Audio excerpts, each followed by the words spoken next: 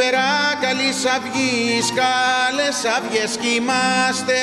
Καλησπέρα, καλής αυγής, καλές αυγές κοιμάστε. Καλά σας ξημερώματα, αν καθέστε και ευκράστε. Καλά σας ξημερώματα, αν καθέστε και ευκράστε. Καλησπέρα, καλής αυγή, καλή σου σπεραφέντη. Καλησπέρα, καλής αυγή, καλή σου σπεραφέντη. Απόψε καλησπέρα σας κι αύριον καλή πορνή σας. Απόψε καλησπέρα σας κι αύριον καλή πορνή σας. Και εμείς απούρταμεν εδώ με το δικό σας θάρρος. Και εμείς απούρταμεν εδώ με το δικό σας θάρρος. Περικαλούμε σας πολλά και μην το πάρτε βάρος. Περικαλούμε σας πολλά και μην το πάρτε βάρος. Γιατί καιρός το διαφέρει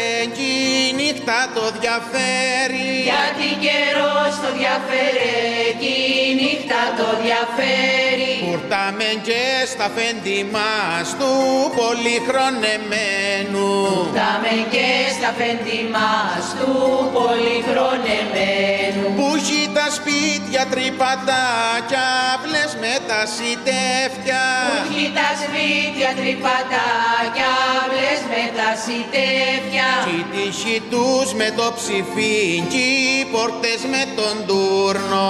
Η τύχη τους με το ψηφίν κι οι πόρτες με τον τούρνο. Και τα ψηλό παραθυρά του τόρνου τορνεμένα. Και τα ψηλό παραθυρά του τόρνου τορνεμένα. Και στα παράθυράκια του κρέμεται το λοάρι. Και στα παράθυράκια του κρέμεται το λοάρι. Και στον αθών του λοαριού μέλι συντρυρίζει. Και στον αθών του λοαριού μέλι συντρυρίζει. Το μελιντρώνει αρχοντές και το κερίνι άγι. Το μελιντρώνει αρχοντές και το κερίνι άγι. Αρκεί μηνιά κι αρκεί χρονιά κι αρκίνεν του Γενάρη. Αρκεί μηνιά κι αρκεί χρονιά κι αρκίνεν του Γενάρη. Κι αρκεί που περιπάτησεν